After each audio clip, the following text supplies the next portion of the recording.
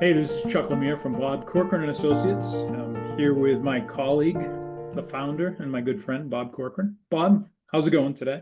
Hey, we're having a great day here today. As most of the listeners know, rebuilding from the hurricane last year. We're almost done, folks. I got Awesome. three windows and a threshold and two small walls to repair, but it's only been 8 months. Okay. Small Oh, project.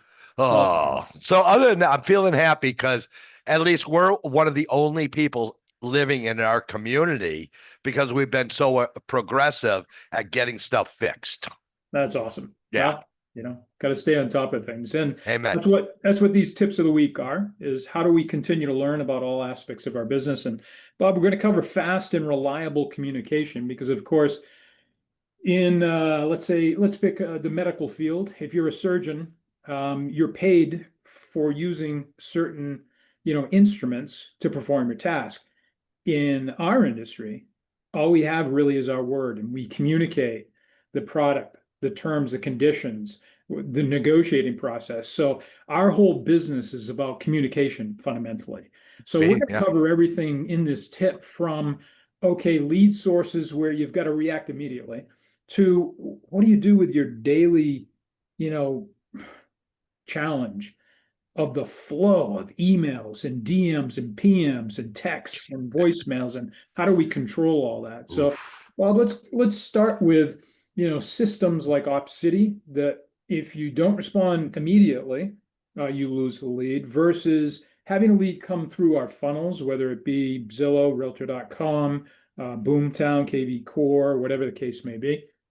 And I think I'm dating myself with Boomtown because I think the name has changed, but you know, Not some to my knowledge.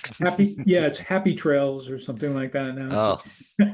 So, Oh, so talk to us a little bit about our teams and how okay. they create efficiencies to ensure the fact that we're communicating effectively with our customers and clients. Chuck, this one is it's an extremely critical topic, so folks, please pay attention and please implement. We spend our time sending you these tips of what we learned in our 40 plus years in the business. Okay, and we're sharing with you the tips that top producers across the world are actually using, and that has helped them get to the stage where they're selling three, four, 500. And I don't care if you want to sell 300 homes, I don't care if you want to sell 20 homes. It's also about controlling your life and not allowing the business to control you.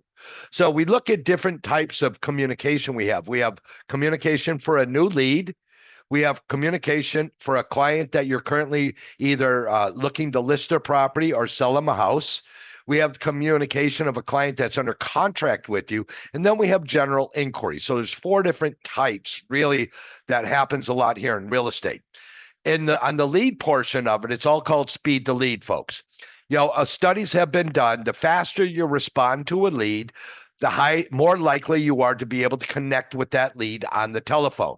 If a lead comes into your portal, okay, and you call it back within 5 minutes, the odds are they're still on their computer. The odds are this little thing is sitting right next to them. What do they say? A cell phone now is usually always within 4 feet of a person. So think about it. This is 4 feet away from you. Here, mine's about 2 feet sitting on my desk, right? So if you call, it's all about connecting with the client. So because remember, if they're on looking for a house and you get a lead that comes in, they're also on every other Tom, Dick, and Harry's website looking at property and inquiring to them. So it's the first agent that calls them usually wins it. Okay. And when you say, hey, look, if there's any other properties, no matter what agency has it listed, I am able to help you with that. So if you get calls from other agents, just let them know you're being taken care of. So you got to tell the client what to say in case they did reach out to three or four different agencies. So that's handling a lead. It's speed to lead. Your goal should be contacting within 5 minutes. Why have portals like Zillow or OpCity, like you say, set time limits that if an agent doesn't respond to a lead that their platform generated for them, they move it on to the next agent? because these companies are forced to do it because real estate agents don't have the urgency to follow up with the lead, but these platforms are trusting their integrity that they can get these buyers or sellers connected to a quality agent.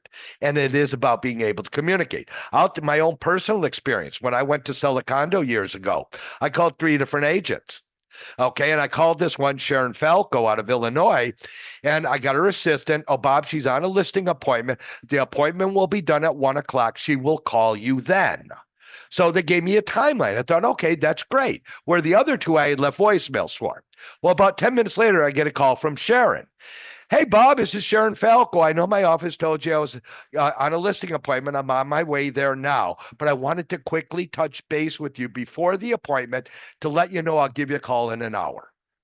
Well, when those other 2 agents called me back, one never called me back. When the other one called me back the next day, I told him I was already taken care of. See, and I'm a real life story because I know it happened to me. So I'm a big believer in speed to lead. When you have a contract, when you have a client that you're a lead that you're following up with. If a client, number one complaint in real estate from buyers and sellers, well, my real estate agent doesn't communicate with me. Oh Lord, that hurts. If you look at the average price in America, let's call it 250,000. We're talking $7,500 in commission, and you lost it because you didn't make a phone call, because you waited 2 days to return a call. As we teach our clients, we don't chase people either. Okay, it's all about the context. So when you have a client that you're working with, number one priority, folks, most important part of this tip, if you have a prospect, somebody's looking to buy or sell right now, always have an appointment. If you don't have an appointment, you'll never get the listing or the sale. So with A leads, always have the appointment. That helps tremendously. The third category is people you have under contract. Okay, your system on transaction management for a seller closing or a buyer closing should include weekly communication to the client to simply update them. And sometimes the update is there's nothing new. And that's okay. What they care about is you talked to them so they feel good about it. And then general inquiries. Make it a habit, folks, to end your day by returning all phone calls, replying to all emails. That way you can go home and have peace and quiet. How do you do that? I call it the end of day process. I always say, if you want to end your day, Chuck, at 6 o'clock, at 5 o'clock, you're sitting down in your office and you ask yourself these questions. Did I call everyone I needed to call? Oh, I got to return all these phone calls. Great. Boom. Did I email everyone I needed to email? Your email inbox should be empty at the end of every day. And then also another thing is look at what you have scheduled for tomorrow. So that you go into, because most real estate agents have no idea what they're doing when they walk in that morning. So I'd like you to know that at the end of the day, you're looking at what your schedule tomorrow. If you have no appointments, you got to plan on 4 to 6 hours of lead follow-up and prospecting, calling past clients, things like that. People appreciate it. It'll give you more control of your life. It is called work-life balance. It's you leading the business. The business is not leading you anymore. And you can work a lot of years, sell a lot of homes in this business with just simple systems in place for communication. So hopefully, Chuck, somebody picked up 1 or 2 great tips out of today's tip that they'll implement immediately. Yeah, absolutely. And I'll close out with one of our principles, which is no job is too small to delegate. Oh, boom. Right? Because I know plenty of people, Bob, that go, Bob, I hear what you're saying, but how can I do that? There's not enough time in the day.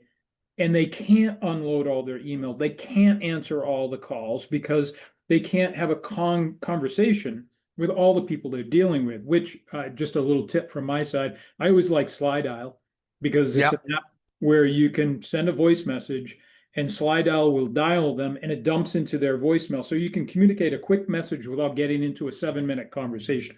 So sometimes technology creates efficiency, but you have to have at some point in time a team.